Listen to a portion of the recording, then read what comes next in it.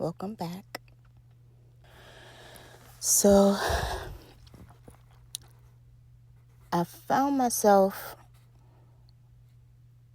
realizing how much I hold on to things that I possibly don't need. And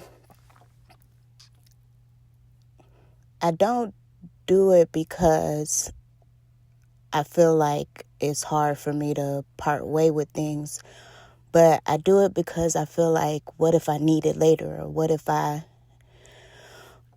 am looking for it and don't realize that I threw it away? Or like, just what if I need it later? And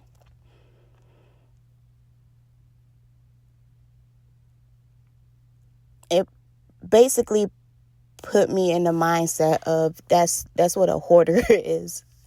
And as much as I would like to say that I'm not a hoarder, there's certain things that I hold on to that I'm just like, bro, it's contradicting to things that make you feel comfortable. I don't like clutter. I don't like things not organized or put together or just aesthetically pleasing to the eyes, I guess. So when I look at certain areas in my home, I'm just like, I need to find somewhere to put these things because I don't like the way it has the house looking. And I don't have much storage place in the current place that I'm staying at. So it's either throw these things away or find somewhere that it fits. And so far, because to me it's not enough storage place in here, and I don't want to buy more things just to have a place to put things away, they're just sitting in places where it's just not aesthetically pleasing to me. So it's bothering me. And that's what brought me to the thought process of like, if it's bothering you this much and you feel like you need it this much, which one's more important to you? And to be honest with you, I haven't made the decision on what I'm going to do with it yet because, like I said, I guess it's from experience that every time I feel like I don't need something, I throw it away, and then something comes up and I need it again. And it's just like, dang, I knew I was going to need that. But at the time, I just needed that gone too. So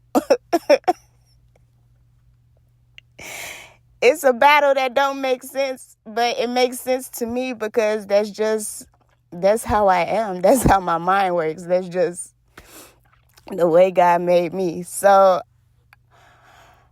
I'm still here trying to figure out what I'm going to do with what I consider clutter, but still feel like these are things that are essential enough to keep. And it made me think of the Bible, to be quite frankly with you. Quite frank. I do that often. It probably is quite frank, but I like the way quite frankly sounds, so roll with it. Anyway, so I was like, okay, I noticed a lot of things, and to me, I feel like a lot of things aren't as serious or important as people try to push them off to be, but I don't always like speaking on it because a lot of people don't see things the way that I see things, and it can be turned perverted or made to be not what I meant when I place it out without explaining my intentions or explaining what I mean behind it. But I don't always know how to explain because it just doesn't, it's just the way my mind works. So I was thinking about different things that I was seeing, and I was getting upset because I was like, Lord, I believe in you, and I believe in your word, and I believe that, things that's in your word took place so that we can know how to live in today's time with what has taken place in the past. And you've showed us and told us what's to take place in the future, just based off the word that you left for us. But I can see how it's made a mockery of. Like, just because I have the Holy Spirit and I read what the Lord is saying through his text in the lens of what the Holy Spirit is portraying God's truth in, I see how people take his same word, make a mockery of it, and push agendas that aren't what God's intention was. And to be honest with you, I was upset, and I was just like, what's the point of me reading your word? What's the point of me talking about your word when people are intentionally flipping it to be not what you intended it to be? And I can't say it made me not want to believe, because God didn't show me too many times how real he is to even have that thought process. But it did make me understand where the thought process of do what thou wilt comes from, because it's just like, if all of this is premeditated, pre-planned by people that we don't even know or can see, then what's the point of trying to be such a holy being if no matter which way or what you try to do is going to be turned to a perverted view from people that are just perverted? And God just keeps trying to express how different he is from what these people or the opposite of him is, and how they take what he has already pretty much completed and try to fit themselves in just to cause confusion.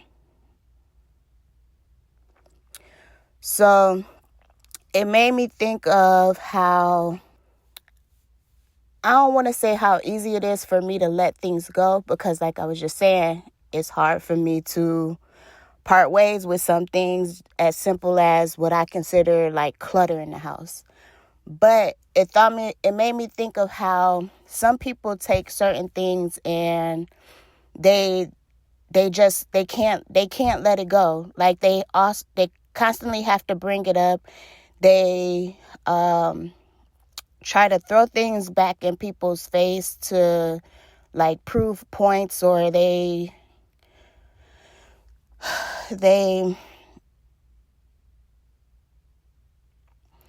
bring things up that you could be really delivered from, and try to make you feel offended in it.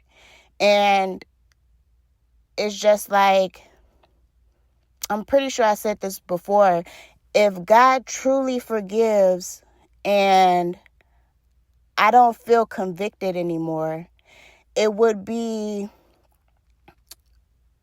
how did I say it?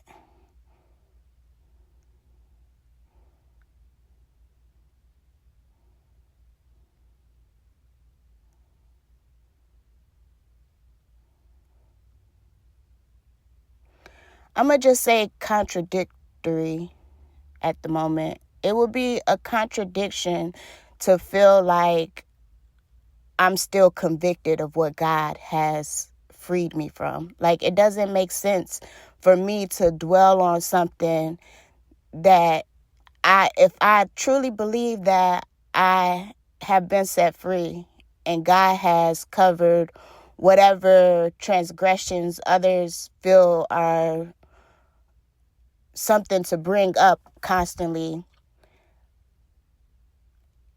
I wouldn't believe what he said if I'm constantly feeling burdened by what God said that he has set me free of.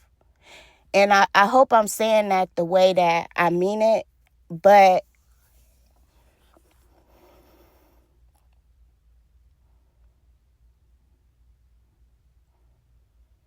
there's so many angles to just talk about that statement with.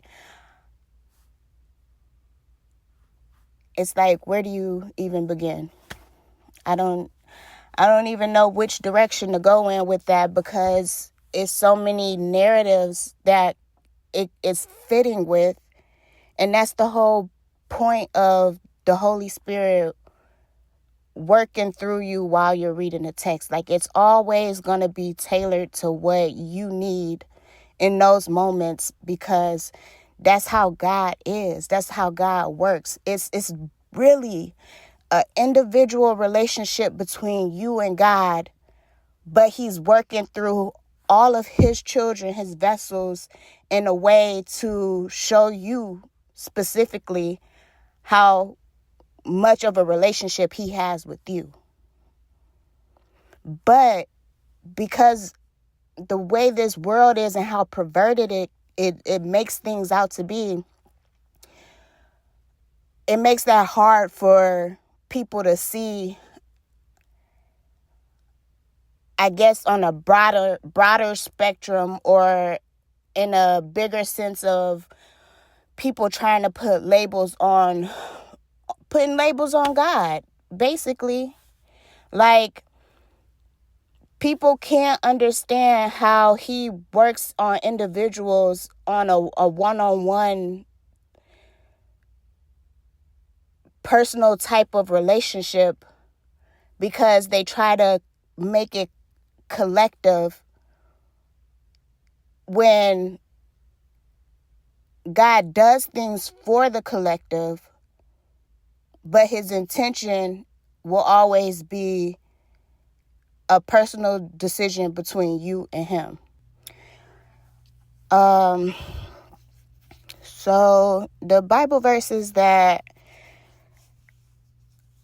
kind of came up with the thought process when I was thinking on these things was God pretty much, well, the Bible saying that God blots out people's sins for his own sake. And that's Isaiah 43,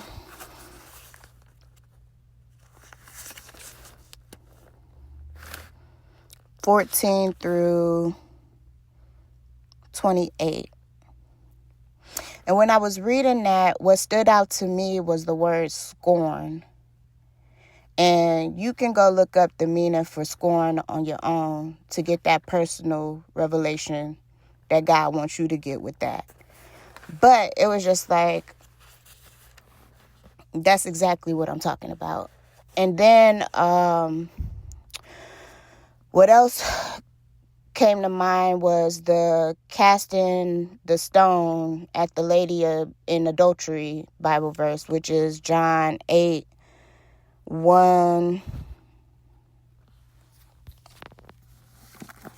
The way they broke it off is kind of weird. So it's John 7:53, then John 8:1 through 11. And when it came to the end of it, it was just the lady and Jesus, and Jesus asking her, like, where's everybody that was accusing you? Like, are they still around to throw stones at you? Like, if nobody else felt like they need to throw stones at you, I don't feel like I need to either. And that's the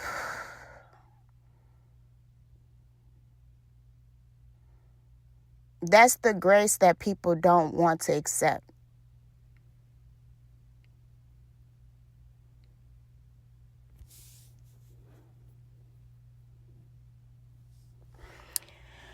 And that's a personal thing between individuals and God.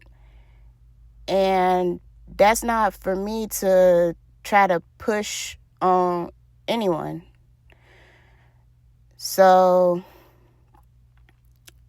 even though a lot of things didn't sit right in my spirit this week, like I told a friend, me and God good, so the rest of that stuff don't matter to me. But I don't know. Clearly, he trying to do a new thing and work on people, and people just don't want what God want, and they ain't got nothing to do with me because I love the Lord in real life. So, yeah, that's all I got for today. Y'all go get y'all one-on-one with the Lord because everybody need y'all. Yeah. Until next time.